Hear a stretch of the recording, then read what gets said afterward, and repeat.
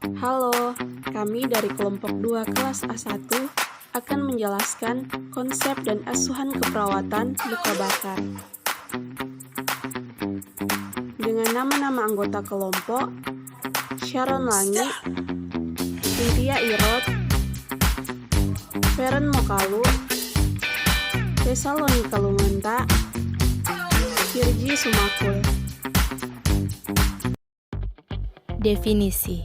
Luka bakar adalah kerusakan atau kehilangan jaringan yang disebabkan kontak dengan sumber panas seperti api, air panas, bahan kimia, listrik, dan radiasi.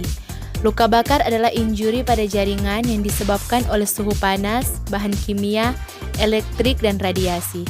Jadi, luka bakar adalah kerusakan pada kulit yang disebabkan oleh panas, kimia, elektrik, maupun radiasi. Etiologi. Menurut Musliha 2010, luka bakar dapat dibagi menjadi 4 bagian. Yang pertama adalah luka bakar termal atau panas, disebabkan oleh karena terpapar atau kontak dengan api, cairan panas, atau objek-objek panas lainnya. Dan yang kedua adalah luka bakar kimia, yang disebabkan oleh kontak jaringan kulit dengan asam atau basa kuat, konsentrasi zat kimia, lamanya kontak, dan banyaknya jaringan yang terpapar menentukan luasnya injuri karena zat kimia ini. Dan yang ketiga adalah luka bakar elektrik atau luka bakar listrik, disebabkan oleh panas yang digerakkan dari energi listrik yang dihantar melalui tubuh. Dan yang terakhir atau yang keempat adalah luka bakar radiasi. Luka bakar radiasi disebabkan oleh terpapar dengan sumber radioaktif. Patofisiologi luka bakar. Pada dasarnya luka bakar itu terjadi akibat paparan suhu yang tinggi. Akibatnya akan merusak kulit dan pembuluh darah tepi maupun pembuluh darah besar, dan akibat kerusakan pembuluh darah ini mengakibatkan cairan plasma sel darah, protein, dan albumin mengalami gangguan fisiologi. Akibatnya terjadilah kehilangan cairan yang masif sehingga terganggunya cairan di dalam lumen pembuluh darah. Suhu tinggi juga merusak pembuluh darah yang mengakibatkan sumbatan pembuluh darah, sehingga beberapa jam setelah terjadi reaksi tersebut bisa mengakibatkan radang sistemik maupun kerusakan jaringan lainnya. Dari kilasan di atas, maka luka bakar juga dapat terjadi shock hipovolemik. Manifestasi klinis atau tanda dan gejala dari luka bakar. Menurut Wong dan Welle 2003, tanda dan gejala pada luka bakar adalah yang pertama grade 1. Kerusakan pada epidermis atau kulit bagian luar, kulit kering kemerahan, nyeri sekali, sembuh dalam 3-7 hari dan tidak ada jaringan parut. Kemudian grade 2, kerusakan pada epidermis atau kulit bagian luar dan dermis atau kulit bagian dalam. Terdapat vesikel atau benjolan berupa cairan atau nanah, dan odem subkutan atau adanya penimbunan di bawah kulit. Luka merah dan basah mengkilap, sangat nyeri, dan sembuh dalam 21-28 hari tergantung komplikasi infeksi. Kemudian grade 3, kerusakan pada semua lapisan kulit, nyeri tidak ada, luka merah keputih-putihan, seperti merah yang terdapat pada serat putih dan merupakan jaringan mati, atau hitam keabu-abuan, seperti luka yang kering dan gosong juga termasuk jaringan mati. Tampak kering, lapisan yang rusak tidak sembuh sendiri. Pemeriksaan penunjang luka bakar. Yang pertama ada pemeriksaan laboratorium meliputi hemoglobin, hematokrit, gula darah, natrium dan elektrolit, ureum kreatinin, protein, urin lengkap, AGD, PO2 dan PCO2. Juga ada pemeriksaan radiologi, fototoraks, EKG, CVP untuk mengetahui tekanan vena sentral. Dan kita masuk pada 3 fase luka bakar. Yang pertama, fase akut. Nah, pada fase akut ini disebut sebagai fase awal atau fase shock, di mana secara umum pada fase ini seorang penderita akan berada dalam keadaan yang bersifat relatif life threatening. Dan dalam fase awal, penderita akan mengalami ancaman gangguan airway atau jalan nafas, breathing atau mekanisme bernafas, dan circulation atau sirkulasi. Dan gangguan airway tidak hanya dapat terjadi segera atau beberapa saat setelah terbakar, namun masih dapat terjadi obstruksi saluran pernafasan akibat cedera inhalasi dalam 48-72 jam pasca trauma. Nah, cedera inhalasi adalah penyebab kematian utama penderita pada fase akut. Pada fase akut sering terjadi gangguan keseimbangan cairan dan elektrolit akibat cedera termal yang berdampak sistemik. Problema sirkulasi yang berawal dengan kondisi shock atau terjadinya ketidakseimbangan antara pasukan O2 dan tingkat kebutuhan respirasi sel dan jaringan yang bersifat hipodinamik dapat berlanjut dengan keadaan hiperdinamik yang masih ditingkahi dengan problema instabilitas sirkulasi. Dan masuk pada yang kedua, fase subakut. Nah, pada fase subakut ini berlangsung setelah fase shock teratasi, atau masalah yang terjadi adalah kerusakan atau kehilangan jaringan akibat kontak dengan sumber panas. Nah, luka yang terjadi menyebabkan yang pertama, proses inflamasi dan infeksi, yang kedua, problem penutupan luka dan titik perhatian pada luka telanjang atau tidak berbaju epitel luas, dan pada struktur atau organ-organ fungsional, dan yang ketiga, keadaan hipermetabolisme. Dan kita masuk pada fase yang ketiga, yaitu fase lanjut, di mana fase lanjut akan berlangsung hingga terjadinya maturasi parut akibat luka dan pemulihan fungsi organ-organ fungsional.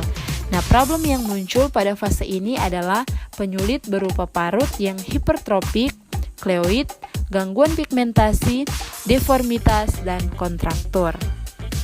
4 faktor risiko yang menyebabkan luka bakar, yaitu bahan kimia, termis, radiasi, listrik, atau petir. Nah, luka bakar sendiri menyebabkan kerusakan pada kulit, maka diangkat diagnosa gangguan integritas kulit atau jaringan. Kerusakan kulit juga ini mempengaruhi jaringan traumatik, kerusakan pertahanan primer, serta penguapan meningkat. Pada jaringan traumatik terjadi pembentukan edema sehingga penurunan ambang batas nyeri, maka diangkat diagnosa nyeri akut. Pada kerusakan pertahanan primer menjadi tidak adekuat, maka diangkat diagnosa resiko infeksi. Pada penguapan meningkat, pembuluh darah kapiler meningkat, serta terjadi ekstravasi cairan H2O, elektrolit, dan protein, sehingga cairan intravaskuler menurun, maka diangkat diagnosa hipovolemia. Dan kita masuk pada konsep asuhan keperawatan. Di dalamnya ada pengkajian. Nah, yang di dalam pengkajian yaitu yang pertama identitas pasien, mengkaji riwayat kesehatan sekarang, mengkaji riwayat kesehatan dahulu. Dan di dalam pengkajian juga ada pemeriksaan fisik dan psikososial, yaitu di dalamnya ada aktivitas atau istirahat, kedua sirkulasi, yang ketiga integritas ego, yang keempat eliminasi, yang kelima makanan atau cairan, yang keenam neurosensori, yang ketujuh nyeri atau keamanan, yang ke-8 pernafasan, dan yang ke-9 pemeriksaan diagnostik. Diagnosa keperawatan yang kami ambil, pertama, nyeri akut berhubungan dengan agen pencedera fisik, yaitu terbakar. Yang kedua, hipovolemia berhubungan dengan kehilangan cairan aktif. Yang ketiga, gangguan integritas kulit atau jaringan berhubungan dengan bahan kimia iritatif.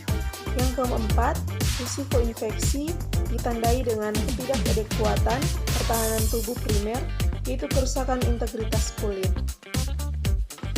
Rencana keperawatan yang pertama, diagnosa nyeri akut berhubungan dengan agen pencedera fisik atau terbakar. Dengan luaran tingkat nyeri dan dengan kriteria hasil, keluhan nyeri menurun, meringis menurun, gelisah menurun, fokus membaik, perilaku membaik. Dan untuk intervensi ada manajemen nyeri dengan tindakan pertama observasi, identifikasi lokasi, karakteristik, durasi, frekuensi, kualitas, dan intensitas nyeri, identifikasi skala nyeri, identifikasi respons nyeri nonverbal, identifikasi faktor yang perberat dan memperingan nyeri, identifikasi pengetahuan dan keyakinan tentang nyeri, identifikasi pengaruh budaya terhadap respon nyeri, identifikasi pengaruh nyeri pada kualitas hidup, monitor keberhasilan terapi komplementer yang sudah diberikan, monitor efek samping pemberian analgesik.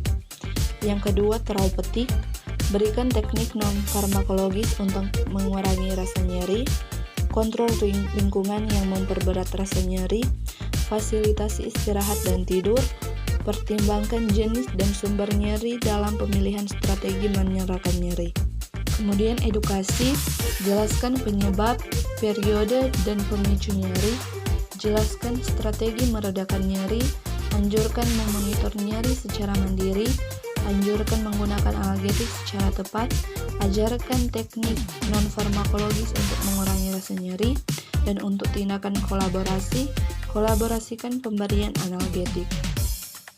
Diagnosa kedua, hipovolemia berhubungan dengan kehilangan cairan aktif, dengan luaran, keseimbangan cairan, dan dengan kriteria hasil, asupan cairan meningkat, edema menurun, dehidrasi menurun, turgor kulit membaik, membran mukosa membaik.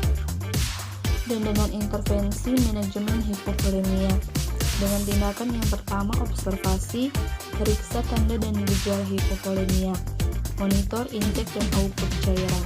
Dan untuk tindakan terapeutik, hitung kebutuhan cairan, berikan asupan cairan oral.